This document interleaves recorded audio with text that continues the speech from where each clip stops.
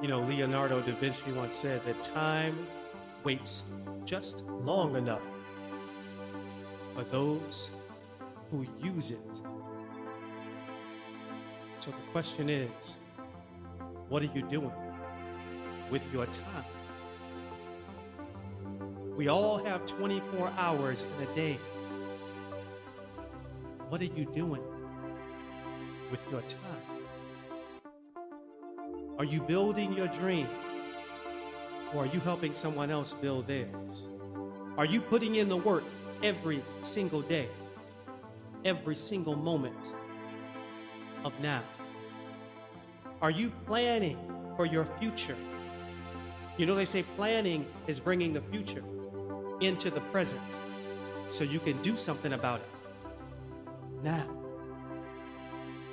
So the question is this: what are you doing with your time?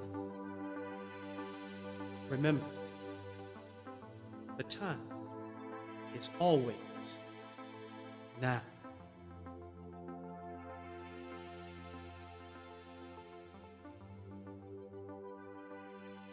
And thank you for joining me for the Time Is Always Now podcast. My name is Terence Young. I am your host for the day. This is a podcast that is dedicated to helping people get past their excuses, past waiting for the right time to do something, and moving forward now to improve their lives for the better. Remember, if you want to dedicate to the cause, you can always donate by going to my website, which is terenceyoungnow.com. So thank you for allowing me to continue to give these messages and spread these messages out into the world.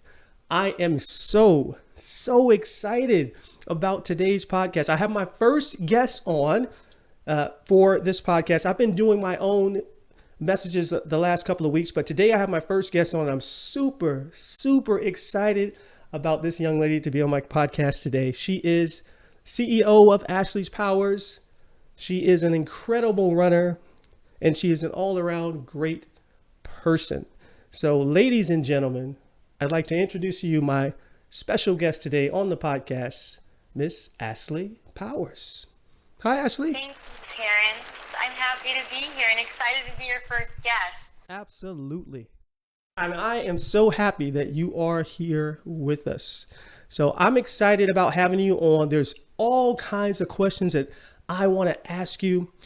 So I do want to jump right in, and I want all of my listeners to hear some of the knowledge and the experience that you have from the running community and as a business owner as well. So I'm excited about that and what you can share with us. So are you ready to get started? Yes, I am. All right, good. I want to start out with some simple things. Since you're a runner, I'm a runner, so I get excited about things like this. Can you tell me a little bit about your most memorable race that you've ever had?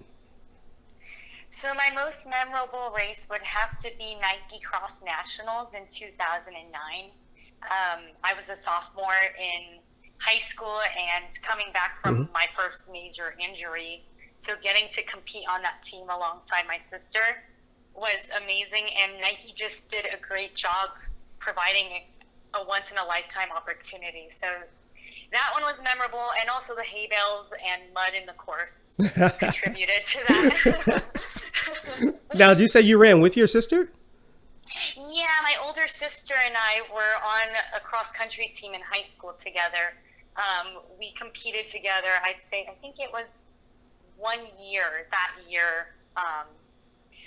We competed 2 years together, 2009 and 10.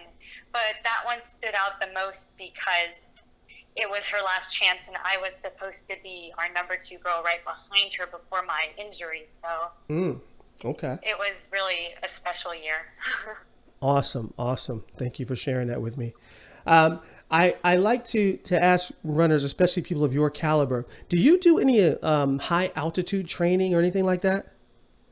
I have, and I really do love it. Unfortunately, this past, 2 years, I was unable to do altitude training, but I used to go to Mammoth every year for a week to 3 weeks since I was in middle school. Yeah, yeah. And when you say Mammoth, is it Mammoth Lakes? Am I correct in that? Or Yes, Mammoth Lakes. I think it goes up to close to 9,000 feet, but wow. around the lakes is about 7 to 8,000, and it's just a wonderful place to be in, especially in the summer. I've never been in the winter, Uh-huh. but if I could, I would live there full time. Awesome. It's funny because I follow Meb Keflezighi, and one time he was I think it was when I was in Chicago, and I asked him about the differences between high altitude training versus training at sea level. Like I live in Florida. Well, you too, because you live in California. And I asked him what was the difference or how we compared it, and his answer was he doesn't know which one's harder. And I from being a runner in Tampa, I can tell you it is so difficult to run in this heat and humidity, like over the summer training for a marathon. And so I want to ask you, like, do you have a comparison, or do you feel there's one better than the other when it comes to high altitude training versus running at sea level? With sea level, I mean, in California, I don't deal with the humidity, though. I used to go to South Dakota in the summers growing up, and I remember training in the humidity. I personally do not respond well to humidity. I have asthma, which is ironic because I respond really well to altitude training. Some people, it never clicks. For me, after the first day, I pretty much normalize and could be running almost close to my usual running paces. But I think there's benefits to both, because long-term altitude, some people are I guess hesitant to do that because your body can't recover as well. So if you're injury prone, being up there long term, your bone density could suffer, other issues. So with being at sea level, you just have a lot of more benefits, your body recovering. You could train harder. So I don't think there is, one way. It's funny you said you don't respond real well to humidity. Well, guess what? Neither do I. I don't think anybody responds well to humidity. It's pretty rough.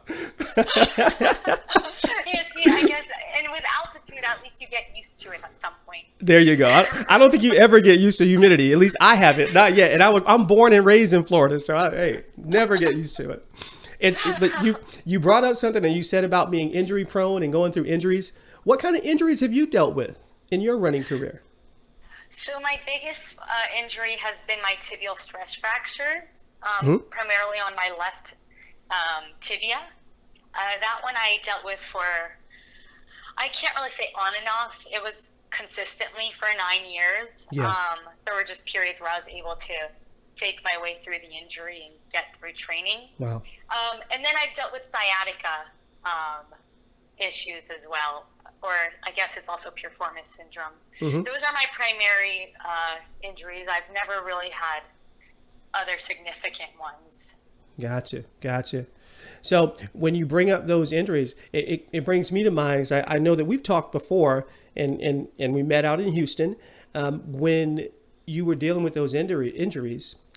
Is that kind of how you came up with the idea behind your business, or how did that all come about? Yeah, it was completely inspired through my own injuries. Dealing with 9 years of primarily the tibial stress fracture or reaction, it really depends who you ask. I tried everything. It started my sophomore year of high school, and I started with Advils, 2 with every meal. That caused a lot of stomach issues that I've dealt with now throughout my life. And the Advil stopped working, and then at UCLA they tried even harder versions, naproxen I think it was called, and stuff like that. Crutches, physical therapy, strengthening. We did everything, and when I left the team, I just felt I had unfinished business. So I did my research and was hearing whispers about CBD, so I secretly turned to it. And would just buy whatever. I didn't know really what CBD was at the time. So, I'd go to a dispensary, buy whatever has the most CBD and spray it in my mouth. There was like sprays at the time. I was so embarrassed. I'd curl up in my car before practice and spray in my mouth. And then I started finding like family farms that did CBD creams and started using it and had amazing results. On top of that, I was also taking spirulina and collagen peptides and, doing all these things, trying to fit them in, just wasn't working out. It was an inconvenience. So there were times where I'd miss it because I didn't feel like putting together a shake or throwing collagen in my coffee. So I decided, why not try to make a bar that has all of that so I can use it on the go or after a run, have the bar with me right away. And that's when Dark Chocolate Magic was born. And my favorite. Yes. That one is the OG because it has the spirulina, it has the collagen peptides, it has obviously the CBD and the cacao. So that one was, I guess, the mind baby. Yeah. And it was such a hit that I decided to just run with it and make it available to others so they can see the benefits and what has helped me. Wow. So walk me through this. Like, you literally went home one day and, I don't know, went in the kitchen, got out a cutting board and started putting this stuff together? Yeah, and actually, Banana Trip and Dark Chocolate Magic were created at the same time. Okay. But I put fresh bananas in Banana Trip, and it was so mushy, it never hardened. Yeah. So I just had Dark Chocolate Magic, and it was, to be honest, I got it down my first try. I fell in love with what I made. Thank goodness I wrote it down. And I decided, and it was crumbling. I didn't know how to make it look like it is now. So it was very much look like little marbles pushed together. And I would take it to work and, give it to people also. Yeah. And I look back and I'm thinking, wow, the bars then. They really trusted you. They were loving it. My boss even bought one from me, and I look back thinking, goodness, didn't you really like it? Was he being nice? But yeah, it instantly was a hit, and people loved it, and I loved it. And it just became something that I felt would be beneficial to others, and I really do want to help others. So it was a great fit. Awesome. So when you created it and you said you got great results from it, and I'm gonna assume that means that some of the injuries you were having, you were able to overcome those because of the bars that you were taking and or the cream that you were using. Oh yeah, I mean, I full-heartedly believe that. To be quite frank, I have not had any issues with my tibia since, I guess, 2016, 2017.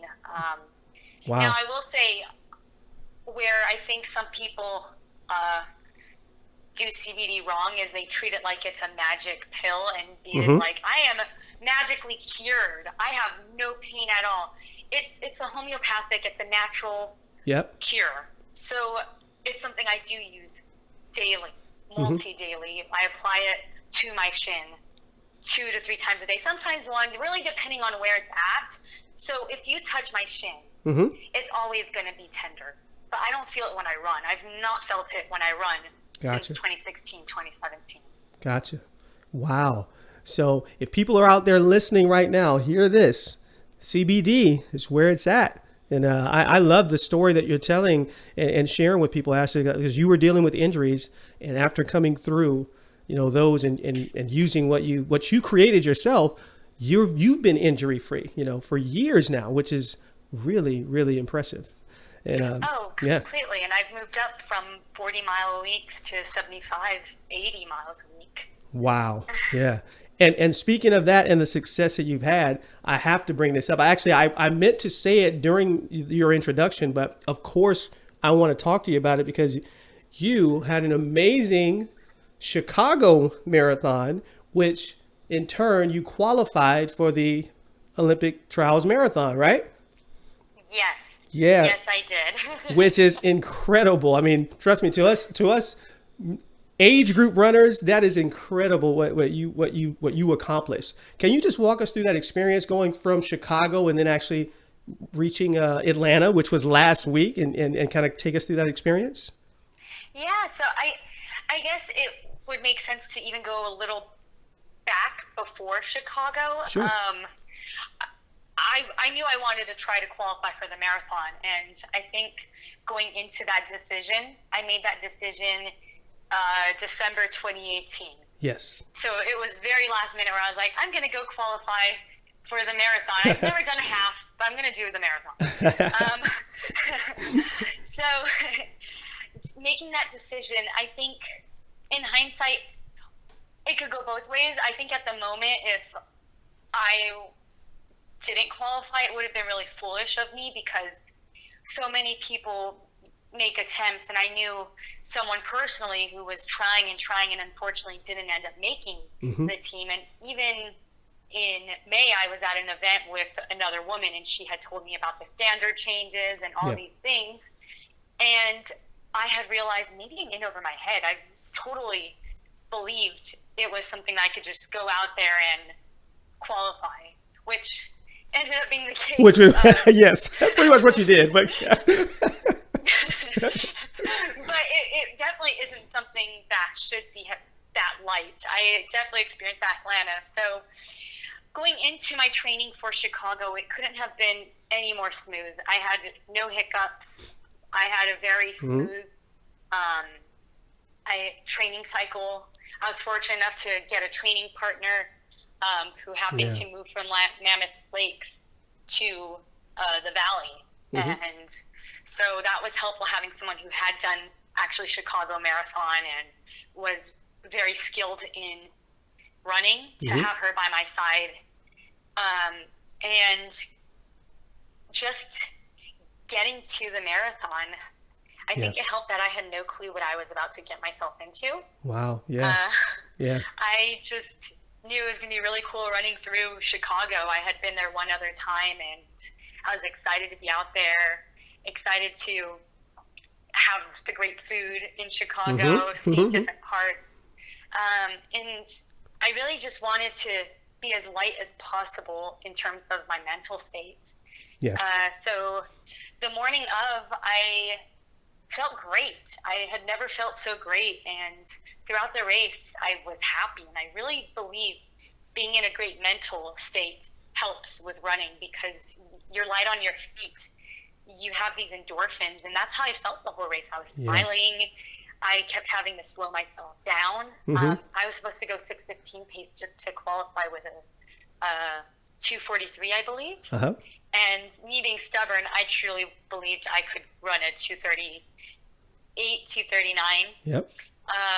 And I remember I kept looking at my watch, and I was at 6-minute pace. And that kind of scared me because it felt great, but I didn't know what to expect. And everyone told me mile 18 was a monster. Yeah, and you had never run a marathon before, so Wow. I had done maybe 1 or 2 22-mile runs, and all I knew is people told me to beware. So by mile, I believe 15 or 16, I took a goo.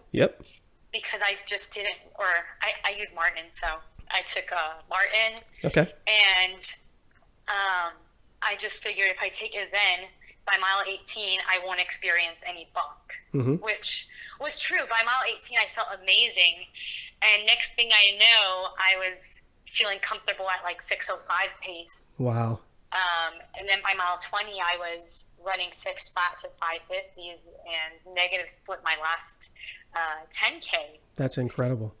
It felt great. I will say my quads and hamstrings hurt, but I was just on a different, I guess, mindset. It felt great, and I was smiling the whole time, which was totally different from Atlanta. So that means you got some good race pictures too, right? Yes, I look like I am just having a blast, and I was. But Atlanta was definitely different, and I went into it with the mindset of knowing not every marathon is going to feel like Chicago, and now I'm wondering if every marathon is going to feel like Atlanta. I don't know if you know this, Ashlee, but I was watching it on TV, and they said they were talking about the course in Atlanta, and I'll let you tell the story, but they were talking about the course, and they said it was the toughest Olympic trials marathon course that they ever had, that they can think of. That, it was like, and they said this, I don't know if the runners know this, they designed it that way because the Tokyo Marathon was supposed to be hilly. Did you hear that? Yes, I actually, I'm that running dork that watched the whole broadcast when I got home. You did? Okay. So I just really wanted to see the front of the race. I actually was fortunate enough to room with Molly Sadel. Okay. So I wanted to see her race. I didn't know her before the race, but she was a great girl. And yeah, I wanted to watch the broadcast, hear what the commentators had to say. And everyone, when we crossed the finish line, everyone was saying this was the hardest race of my life. Yep. So going into it, I know I was very tight about my goals. I had very lofty goals now that I know, and I knew a part of it, like when I started hearing about the course, that maybe I was setting things up higher than what was attainable, which is good still. Yeah, there's nothing wrong with that.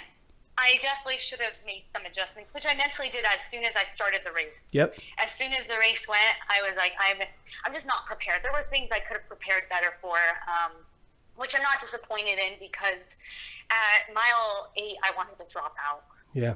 I really, truly wanted to drop out mile 8, mile 16. 16, right at the 20. beginning of the race, because it was 8-mile loops. And they said it started uphill. So I know. I was watching. Yeah. We didn't feel I think the thing that did us all in, and I've looked at so many people's splits from the race. Yeah. We all made the mistake at mile 3, I think 4 and 5. We felt so great. It felt very slow. I mean, I think just the energy of the crowds, it was like no other, and just all of us being together, there was this energy that was pulling us to going, like, I think I was logging 550s at one point. And you didn't feel that, and that's where it really caught up to us, because you just can't do that. And I looked over to a girl at one of the splits when I saw a sub 6. I said, our garments have to be wrong. And she said, yeah, definitely. We all were convinced that the buildings were setting off our watches. Okay. But yeah, it was, just finishing and still having a strong race, though it wasn't the race I had hoped for, having a strong race despite all the conditions. Yeah. I was so happy to finish. I had never felt happy to realize I'm going to finish at 25 and a half. That was when I really knew I was going to finish the race. I did not know I was going to finish until half mile to go. It's a beautiful sight when you see that finish line too, isn't it? Oh yeah, especially because that's when it went downhill finally. Yeah, finally. I just want to say again, congratulations. That was just, first of all, being an Olympic trials marathon qualifier is an amazing thing. And then what you did on that course, you ran an amazing race. I mean, I think, what was it, 2:42 or something like that? Or it was, so they have it as 2:44:29. Okay. I think it was long, or at least our garments think it's long. Yeah. I mean, that's an incredible time. Just, if anyone's listening to that, can you tell them what pace was that? What did you run that marathon in? I believe it's 6:13 pace. Wow.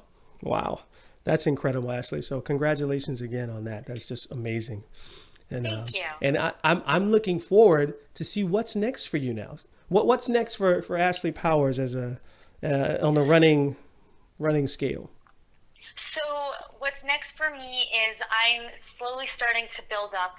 I had a week of 2 miles easy and did 4 miles yesterday. I want to get on the track at least for one 10,000 meter race. Really? That's not where my heart is. I just am really excited to see what I could do. I've struggled on the track in the past. So I'm hoping to get into the Mount Sac relays. That would be April. I believe the race would be around April 18th. Wow, that's not too far away. And then I'm going to go back straight to a marathon. I have a few ones that I'm looking at right now. Narrowing it down, I would like to get 2 more before the year ends, and then jump into cross country club nationals. Okay. But it's still up in the air of which ones. Yeah. Yeah. So when you say the track, is this an opportunity to be in the Olympics, or is it really just to see where you're at fitness wise on the track? I think it's a bit of both. I want to gauge what I can do on the track. Let's say I jump in on at the Mountain Tack Relays and I have a great 10,000 Yeah. and get a personal record. I might consider trying to make it to USA's. Wow. Okay. And that would change my mindset when it comes to this 10,000. Mm-hmm. But mainly for me, I'm just so curious to see what I could do. My heart is set on the marathon, and it'll just be fun to get on the track again. It's been about 2 years since I've jumped on the track for a race. And just if we go back just a little bit, really, you started in track and cross country, and just recently got to the marathon, right? Is that correct? Yeah, and I've always been primarily a cross country runner. I've been doing cross country since I was about 6 years old. Awesome. Yeah. So that's exciting. So exciting stuff on the horizon for you, and I'm excited to see where you go. Maybe we'll end up at another marathon together, like we did in Houston somehow.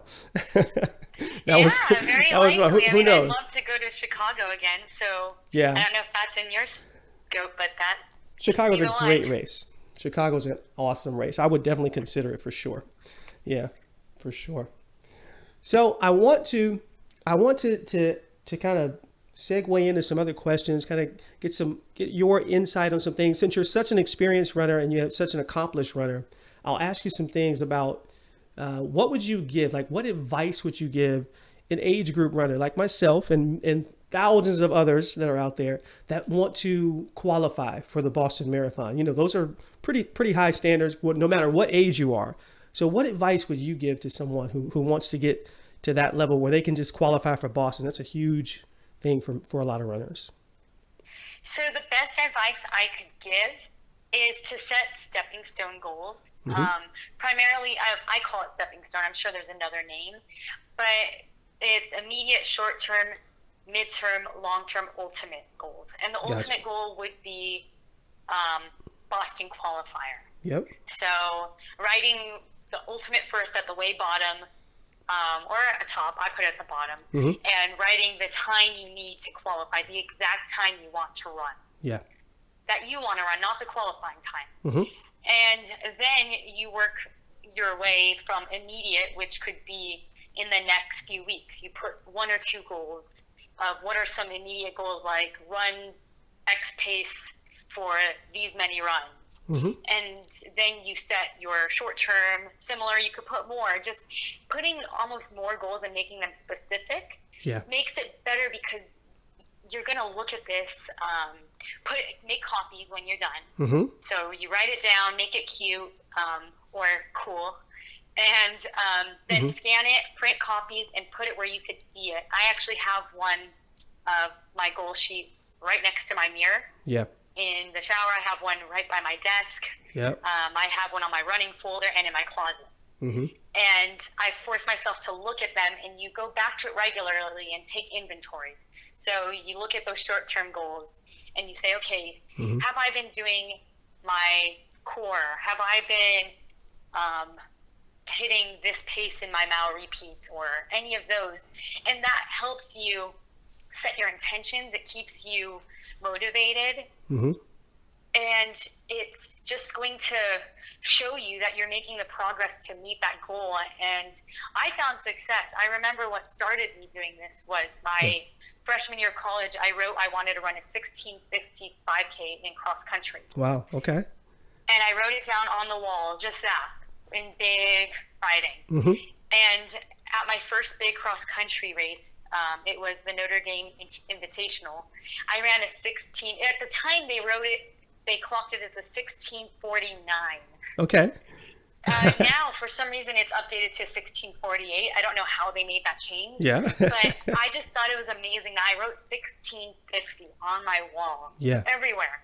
I would write it on my arm regularly to look at it. And I ran a second faster than what I had, I guess, visualized. Yes. And I didn't know the splits. It's not like I was looking at my watch every mile in that race. I guess the universe just set me up to get that. Yeah. Well, what you just shared is so important, because when I coach and when I counsel, I speak to people about visualizing what they want to bring into their life. And that's really what you just said. you put it out in front of you. You said, write your goals down. I love that you just said that, Ashlee, because it doesn't matter whether it can be running, but it doesn't have to be running. It could be whatever your goal is. Write them down. I teach this all the time about it's something about being able to see it. Like you said, it's in your bathroom, it's in your bedroom, wherever on the wall. And then even the vibration you get from actually putting it down on paper, not on your phone. That's nice too, but no, write it down. Actually write it down, what you want to bring into your life. And then you make it happen and be very specific. You're right. And then that's like the law of attraction working. Yes, you have to put in the work. It's not just about writing it down, but being able to see it and drawing from that every single day is so, so important. And I'll let you know, I've been taking your advice. We talked just briefly and you told me some things on, we were messaging back and forth, and I've been running faster and putting that into my training as well as I go for that BQ myself. I don't know where yet or when, but I'm taking your advice. So thank you for that. I'm so glad I see that. You do? You'll post it, and I think that's so exciting. I mean, it really is just the stick-to-itness. Yeah. Really put your head down, do the work, and know what you have to do to get to that goal. Mm-hmm. You mentioned while you were saying like it motivates you. So I'll ask you, like, outside of that, what motivates you to continue on? Like, you have your next goal. What keeps you motivated? What keeps me motivated is being the best version of me. I know that's super broad, so I'll go into that a little more. Mm-hmm. Even though it's important to stay in the now, I want to be able to look back 20, 30, or even 40 years from now and know I did everything in my power to reach my fullest potential. Yeah. I have this desire to just make something big in my life. I'm sure we all do. Mm-hmm. And I want to be able to be at peace. And being at peace is being able to do something big for the world. Mm-hmm. I've noticed running, what keeps me motivated when it comes to running is inspiring people. Yes, I love that my running can impact people to be either, a better runner themselves, or maybe my story inspires them to keep going after their goals. Mm-hmm. And that fuels me. When I'm racing, I'm not thinking about myself. I'm thinking about the people around me who look up to me and who really want to see me achieve, and maybe they want me to achieve for my own purposes, but it also helps them, and that really keeps me going. And I want to be able to just be happy that the life I lived was something worth, I guess, living. Yeah. That sounds right. No, that sounds perfect. As you're saying that, you're saying what you do is not just helping you, but it's helping other people. I think Zig Ziglar said it best when he said, if you want to get what you want out of life, figure out how to help enough people get what they want, and you'll end up getting what you want in turn too. And that's kind of how life works. We're meant to serve one another, and when we serve other people, we without even thinking about it, are helping ourselves as well. So the more we help other people, the more we help ourselves. And you're doing that. True.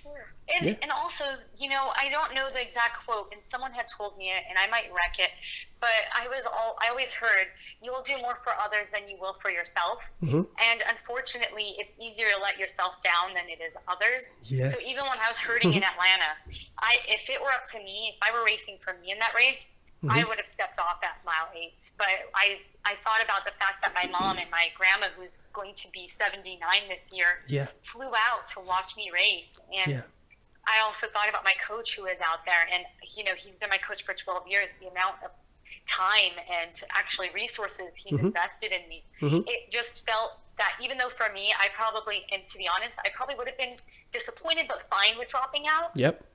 I just couldn't do it for them.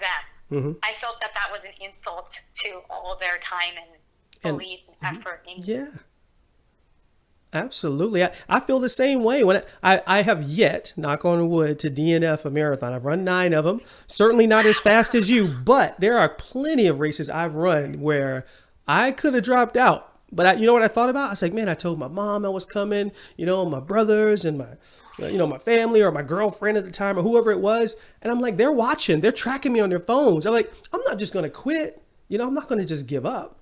I mean, it's a funny story. I was doing the Minneapolis Marathon. That's the one they don't even run that one anymore. It's not Twin Cities, Minneapolis. So they don't do that one anymore. But I had strained my calf muscle before that race. And so I knew that I had strained my calf muscle, but I still wanted to run it. So I got on the elliptical and I was doing my training on the elliptical. Bad idea. Don't, for anyone who's listening, don't. I did a 20 miler on the elliptical. I swear to God, it happened. But it didn't work out too well for me when I got to Minneapolis. So like 10 miles in, Ashlee, of course my calf started hurting. But I didn't quit. I still finished that race. I just hobbled my way through it, and it's kind of back to what you were saying. I didn't want people to were watching and wanting to know if I was okay and stuff like that. So I said, I'm going to finish anyway. It may be 5 hours, but I'm going to finish. And I see where you're coming from there. Yeah. And, everyone is doing the same distance. 26.2 miles is never easy for anyone. Yeah. I don't care who you are. You could be, look at even Jordan Hussein. You could be the best runner in our country. And that 26.2 is tough. Yeah. So, yeah, it's the same thing. I think anyone, it doesn't matter the speed or, how they get it done. Finishing a marathon is an accomplishment. And up until Atlanta, I know I keep going back to it, but up until that race, I really did not appreciate what it meant to be a finisher. I've always been, and I've grown, especially after Chicago and with Houston, I've grown to appreciate finisher medals when it comes to the marathon and the half. Yeah. Because it really is an accomplishment to finish. I was disappointed, but I understand that Anna's reasoning that we didn't get finisher medals, because it's one thing for all of us to get something. They gave us a cute poster. Yeah. For being there, but it's another thing to have actually finished that race. Absolutely. So that's where finisher medals, just you really feel that pride that you crossed that finish line. You did it. Yeah. You hear that? All of us age group runners that are listening, it's an accomplishment, and you should be proud of it. You don't have to be, an Olympic trials qualifier like Ashlee to be proud of your accomplishments. And I certainly am right there in that bucket as well. So I appreciate you sharing that with us, Ashlee. And I look at the marathon as a metaphor for life, right? So even though we're talking about running a marathon, well, your life is a marathon too. And when you say you want to make something that would help other people, well, we do that in our lives as well. Like, what am I going to do in my life that's going to impact other lives? And so I feel like I do that with my speaking and my motivation.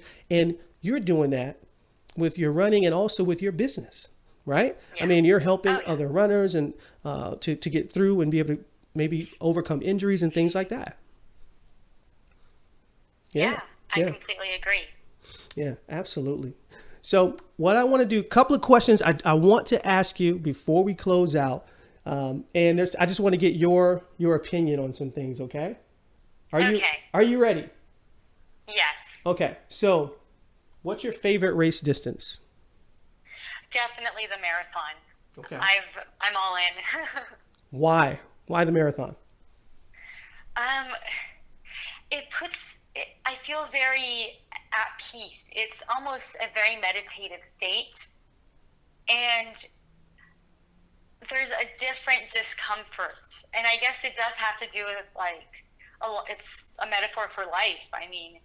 You're going through it and you're going to have these ups and downs, but you're also, depending how, if you're living a fast life, you're going to crash hard. If you're, pacing yourself and just doing all the right things, you're going to be victorious. So I love the fact that it's a different pain. It doesn't hurt like the other distances. And you can find that time to just be zen. Yeah. And I love that. I totally agree with you. It's my favorite distance as well. And I've had all kind of trouble with the marathon. I haven't mastered it yet. I think no one ever does. But for some reason, it's the time you put in before you get to the race that's so challenging and rewarding at the same time, if you will. I love it. It's my favorite distance as well. So, yeah. Here, finish this question for me, or the statement. If I didn't run, I'd... If I didn't run, I would be a different person from the one I am today. True. Yes. I wouldn't be anywhere. I mean, everything, unfortunately, a lot of runners find their identity through, or a lot of athletes have their identity in their sport. I've been able to find my identity through sport. Yeah. And it's shaped me to be the person I am today. All the qualities I have is because of running or the coach, my coach, or lessons that I've learned through the sport. So I wouldn't be who I am. Awesome. I feel the same way. I tell people all the time, like I without running, I wouldn't be who I am. It's something about going out there and putting in those miles. It's my Zen time. It's my meditation time. So I totally agree with you. Totally agree with you there. Yeah. Okay. Here's a question for you before we close out. Tell me about a nickname that you have and why you have it. Oh gosh. Originally I was going to say Ashers because that's my, that's my childhood nickname. Okay. My mom and sisters call me that. But I think one that has become very prevalent has been Go Powers. Yeah, well, yes. And obviously that's my Instagram name. Yeah. But that actually came from, I would hear people say Go Girl Power in races. Okay. And it sounded like they were saying Go Powers. So I made that my Instagram name, and actually now people call me Go or Go Powers when they see me, and I heard people in the marathon sharing that. Okay. And it was directed towards me, and it was people I have no clue who they were. So. Oh, that's so cool. I love it. I love it's it. really cute. I love it. That's how most nicknames come up. It's like a misunderstanding, and then it comes into something like, oh, okay, well, I think I'll use that. Yeah. I love it. Yeah. I love it. All right. Last question before we close out here, because this podcast is all about helping people get beyond their excuses, beyond those times when they say, I don't have enough time to do this or that. I want to ask you this question before we close. Tell me about a time in your life where you use this concept, the time is always now. And what I mean by that is there was something you wanted to do and wanted to accomplish, and you were waiting on the right time. And then you realized, you know what? The circumstances are never going to be just right. It's never going to be perfect. I might as well move forward right now. And you did that. Tell me about a time in your life when that happened. I love that concept, I'll say, because it's something that does happen at least one time in your life. Yes. And you could easily just overlook it. But this one was very significant for me. It was actually the decision to leave my job and pursue Ashlee Powers. Yeah. It was something I was working on the side, and it was an idea I had for many years, and I knew, I had the name. It was incorporated in 2018. So there were all these things that was already in the works, and I kept putting it off. Actually going into production because I had running, I had my job, and I was just over the top. So there came a point where I was telling myself, okay, I'm going to quit today. I'm going to give my 2 weeks today. And there wasn't the right time because we had our big convention, and then something else happened in my boss's life. And then, there were all these things I kept saying, okay, next week. And then people started quitting left and right from this job. Yeah. And I wish I were exaggerating, but it really did not seem like the right time because we hardly had anyone in the office. But I finally just told myself that I either had to do it now or never, because it had already been about 2 months that I was saying I'm going to quit today. And I wrote the note or I already had this, letter of resignation ready. So I put it on my desk. Right when my boss came in, I asked if I could see him. Of course, I was shaking like crazy. Crying. And I quit, and it was the most liberating feeling. And it was when I really noticed that sometimes you just have to jump in and do it, because it's never, like you say, it's never going to be the right time. It's never going to be. The right time is right now. You're right. I love you said you got to jump and grow your wings on the way down. It's so true. Yeah. It's so true. And you are the embodiment of that. You're doing it right now. You're running your own business. You're an incredible runner, an incredible person. I just want to say thank you again for sharing your knowledge and your wisdom with myself and all the listeners of this podcast. So thank you again for joining me today, Ashlee. And thank you for inviting me. Obviously, I'm a huge fan of your podcast. I love all your messages, and it's an honor to be able to be not only on your podcast, but your first guest speaker. So I really appreciate that. And I thank you, and thank you everyone who's listening. And I hope you take something away from this message today. Absolutely. Before I close out, I want to give you the opportunity. Can you just tell everybody how they can get in touch with you if they want to purchase your bars, the cream that you have, or just find out more about your company? Yes. So if you want to find more about Ashlee Powers, you can go to either my website or Instagram. The website is Ashlee's, so www.ashlees, ASHLEES, Powers, like Austin Powers, POWERS.com. My Instagram handle is @Ashlee's Powers.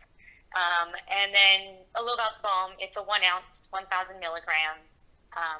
I know we didn't touch base on that. Mm-hmm. You could also find me, my personal running Instagram, at GoGo, G-O-G-O, Powers. Absolutely. Thank you. Thank you, Ashlee, for sharing that. Everyone who's listening, if you want to learn more about it, you got the information. I'll put it in the show notes as well when I post this to my blog, so you'll know how to get in touch with Ashlee and learn more about her and more about Ashlee's Powers. So thank you again, Ashlee. Remember, thank you. Yeah, this is TY. I'm signing off. Remember that the time is always now. Thanks.